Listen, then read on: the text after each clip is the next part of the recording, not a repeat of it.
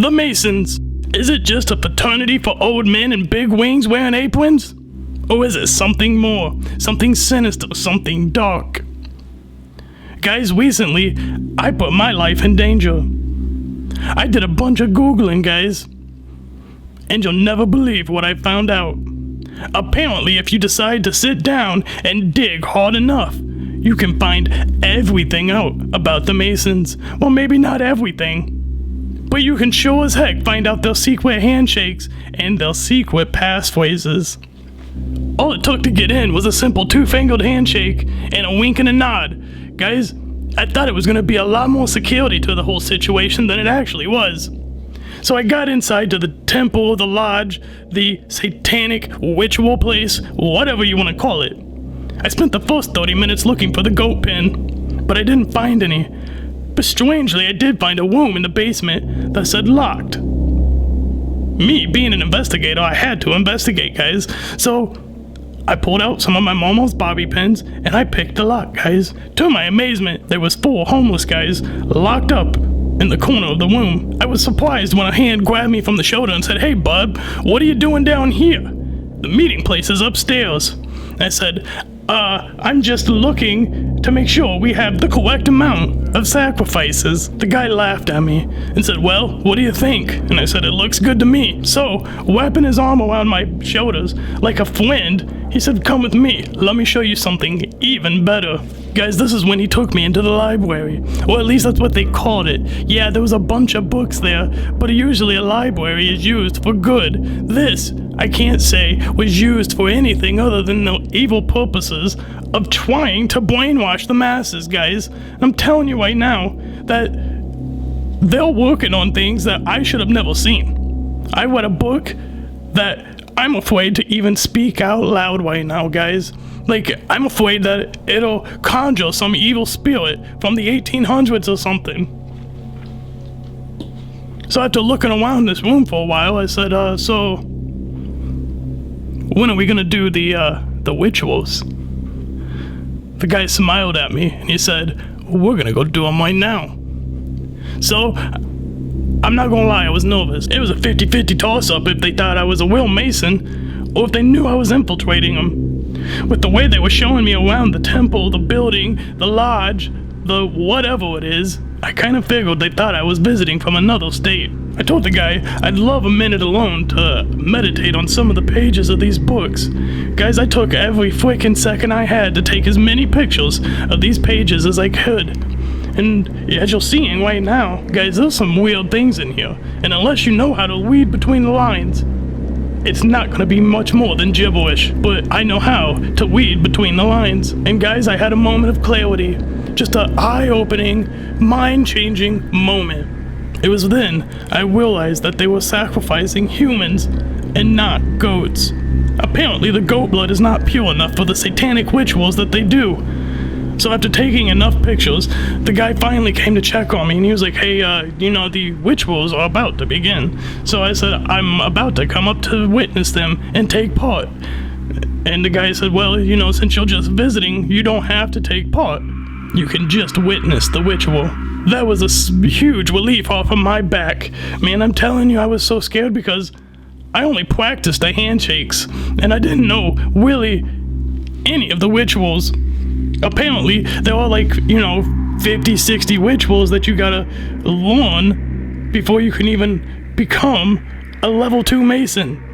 Because apparently, it makes sense. You start out as a level 1 Mason. I mean, basic video game knowledge, guys. You gotta start at level 1 to go up. But what don't make sense to me, and what I find even weirder, is you only go to level 3. What do we know about the number 3, guys? Well, I can tell you this. Have you ever read Dante's Inferno? The third wing of hell? That's what I'm talking about. You know what I mean if you read it. So, think about it, guys. Why is it they only go to level 3? It's because that's where they're meant to be. So, finally, I made my way into their big hall or auditorium, whatever you want to call it. And guys, as I sat down, I started realizing everybody else stood up. And all of these old men I'm talking between the ages of 65 and probably 95. A good big chunk of old freaking guys started getting butt naked, guys. Now I know what your nasty mind's probably thinking. No, it didn't turn into some weird Satan orgy. What it was they were getting butt naked and putting on their aprons. Apparently, the only thing that they're ashamed of is their pecker size, guys. And they use the aprons to make sure nobody can judge the other person by their pecker size. Because, let's be real, that's how a real man is judged, by the length of his pecker, apparently, according to the Masons. One of the old men sitting next to me sat back down, nothing covering his genitals but his apron, and he looked at me and he said, "Son, why aren't you wearing your apron?" It was my first time in this building that I was thrown for a loop, and I didn't know what to say. So guys, I got naked with them and I put on an extra apron they had. That was really weird. I'm really weird about having my shirt off. So I told them, listen, you let me keep on my tank top and I'll wear your apron. And they said, listen, bud, that's just not the rules. So you either leave the building or you wear nothing but the apron.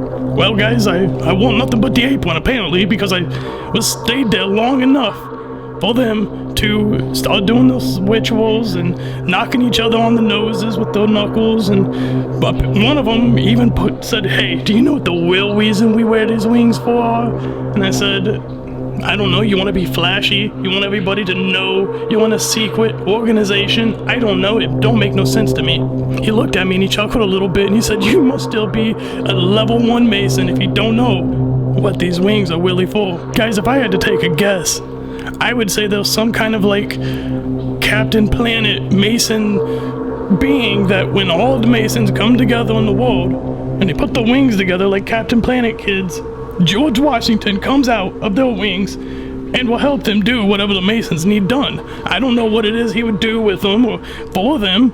I'd hope it'd be to save America, because that'd be the only reason you'd want to bring George Washington back, in my mind. Unless you got some trees that need cut down or something, I don't know. But listen, guys, I'm never going back, because they started bringing the homeless people up, alright? And they started chanting, "Free turkeys, free turkeys, free turkeys, free turkeys." And, you know, I got caught up in it and I was like, "Free turkeys, free turkeys." At first I thought they were talking about free the turkeys. But apparently, free turkey is what they call a homeless person. I mean, that's the only thing I gathered from it, why they were chanting, "Free turkeys, free turkeys, free turkeys." These homeless people looked like they were excited, like they were about to get a free dinner or something. Guys, I grabbed my clothes and I went out. I've seen a lot of things. I've been on a crime scene before, but I was not willing to watch these poor homeless guys thinking they're getting a free turkey actually getting executed. I don't even know if you can call it executed, more like killed or murdered or sacrificed is probably the correct word. But I didn't stay around to watch it, guys, because I can't. I would have had to have stopped it. I would have been fighting every old man in that building to save these poor homeless guys. As I went out the building, I just kept hearing the chants of "Free turkey, free turkey, free turkey." Guys, I went probably 3 or 4 blocks before I even pulled out my cell phone to call Wendy to come pick me up.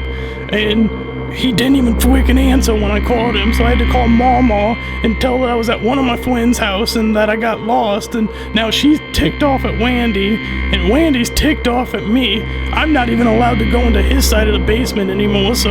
Okay, anyways, back to the main story though, guys. That's not neither here nor there, but what I found really weird was, by the time I got home, there was a video on the internet of Masons handing out free turkeys.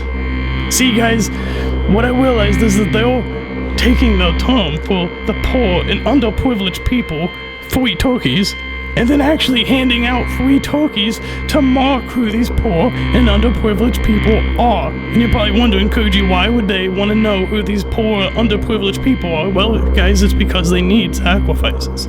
And they don't want to accidentally apparently mix up, you know, a rich person with a poor person and kill a rich person when they could have killed a poor person. You want to know what else is weird? Is there was no poor Masons. All of those guys looked very wealthy. So guys, I'm telling you right now, the Masons, the rich people, and the government apparently are all in the occult. I know I'm leaving you a little short-winded on this one, and you're probably sitting there with more questions than answers. But guys, this is just the first investigation, the first Masonic exposé. that I'm doing. There will be more to come, and more information, and I may even start teaching you guys the secret hand signals and the secret passphrases. With all this dark magic out there, guys, and all the occults and devil worshippers and evil things going out there, the only thing I can ever help to wonder is there no rest for a widow's son? Kuji, over and out.